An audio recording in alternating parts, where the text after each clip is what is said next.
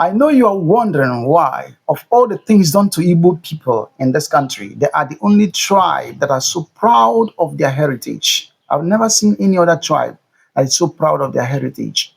You know, it's only an Igbo girl or boy, man or woman that we will see anywhere he or she is, outside the country or in the country.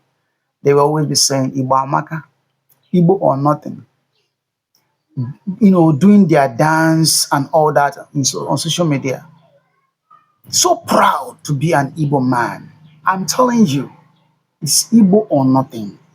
Please, if you know an Igbo influencer, a boy, girl, man, woman that is actually promoting the Igbo culture, people, or the language, tag that person on this video and I will follow him or her.